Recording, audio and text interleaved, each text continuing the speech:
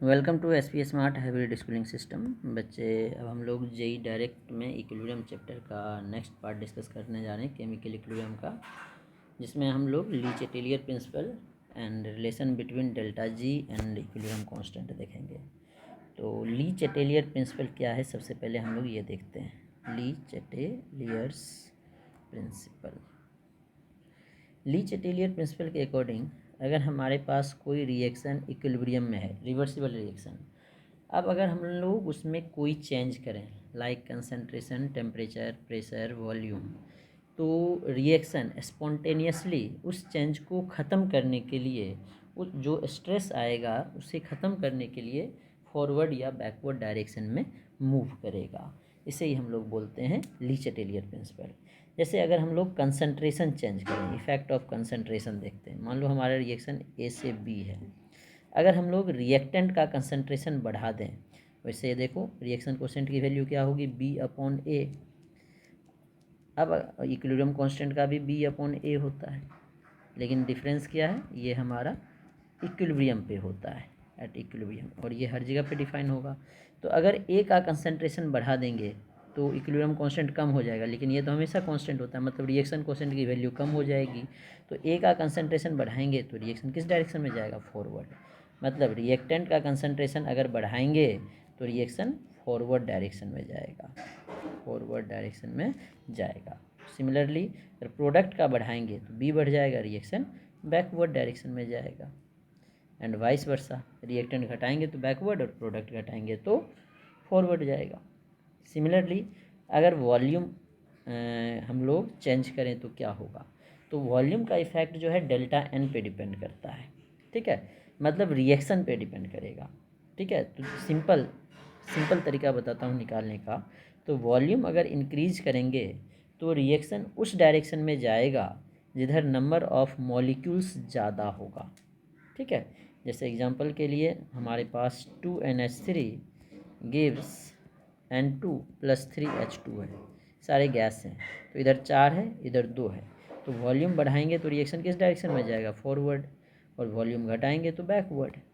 और इसी का अगर उल्टा रिएक्शन होता, N2 + 3H2 गिव्स 2NH3, तो वॉल्यूम बढ़ाते तो रिएक्शन किधर आता, बैकवर्ड, क्योंकि रिएक्टेंट में ज़्यादा मॉलिक्यूल्स है, और वॉल्यूम घटाने से फॉरवर्ड।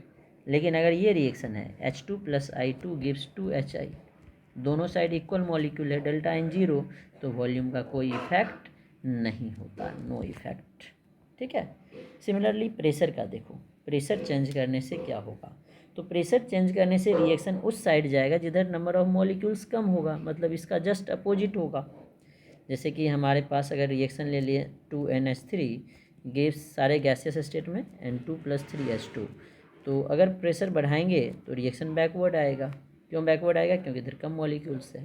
तो प्रेशर बढ़ाने से रिएक्शन उस डायरेक्शन में जाएगा जिधर नंबर ऑफ गैस मॉलिक्यूल्स कम होंगे, और वॉल्यूम बढ़ाने से उधर जाएगा जिधर नंबर ऑफ गैस मॉलिक्यूल्स ज़्यादा होगा। इसके बाद है main effect of temperature. Temperature change करने से रिएक्शन किस डायरेक्शन में जाएगा, तो ये डिपेंड करता है रिएक्शन कौन सा है। अगर हमारे पास एक्जोथर्मिक रिएक्शन है तो एक्जोथर्मिक रिएक्शन डेल्टा एच <0 होता है, ठीक है।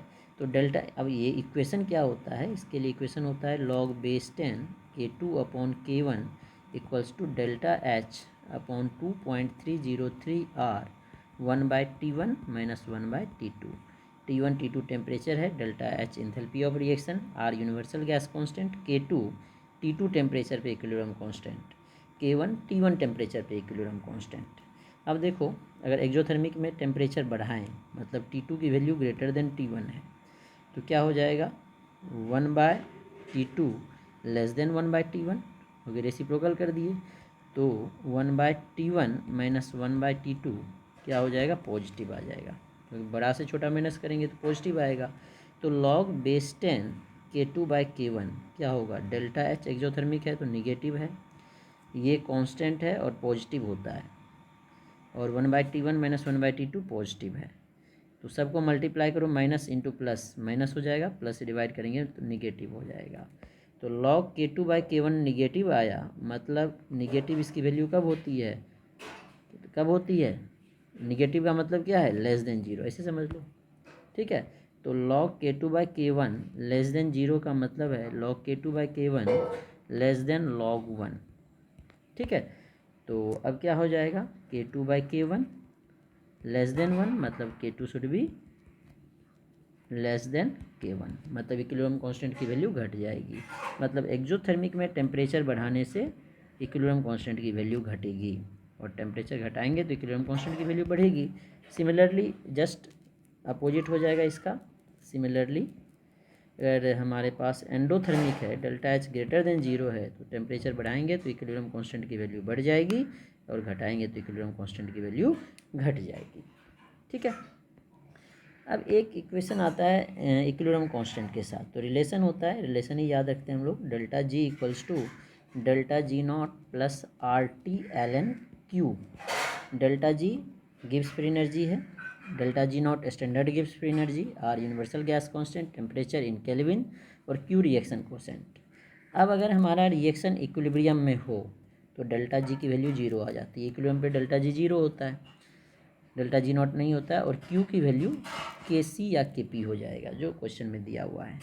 तो अब हम लोग इसे लिख सकते हैं 0 equals to delta G not plus R T L N Q की जगह पे एल एन के सी या के पी लिख सकते हैं। तो डेल्टा जी नॉट का वैल्यू क्या आ जाएगा इसको इधर करो तो ये प्लस से माइनस आ जाएगा, आर टी एल एन के सी। अब एल एन को लॉग बेस 10 में चेंज करोगे तो 2.303 से मल्टीप्लाई कर देंगे आर टी लॉग बेस 10 के सी। तो ये फॉर्मूला आ जाएगा डेल्टा जी नॉट का। अब इस पर कुछ क्वेश्चन देखते हैं।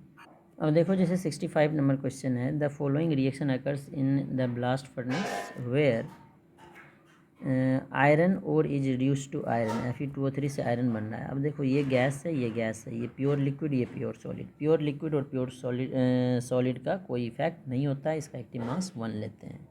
तो ली चैटेलियर प्रिंसिपल के according predict one of the following will not disturb equilibrium. जो प्योर सॉलिड और प्योर लिक्विड है Fe2O3 और Fe इक्विलिब्रियम को डिस्टर्ब नहीं करेगा। तो Fe2O3 CO2 गैस है, ये करेगा, CO गैस है, CO2 गैस है, ये करेगा, Fe2O3 नहीं करेगा। ठीक है, अब नेक्स्ट 66 नंबर क्वेश्चन जो नेक्स्ट टॉपिक हमने बताया था उस पर बेस्ड है। क्या है, for the certain reaction at 300 kelvin equilibrium constant 10 है, delta G not for the same reaction. Delta G not का वैल्यू पूछा है, तो डेल्टा जी नॉट का तभी हमने डायरेक्ट फॉर्मूला बताया था।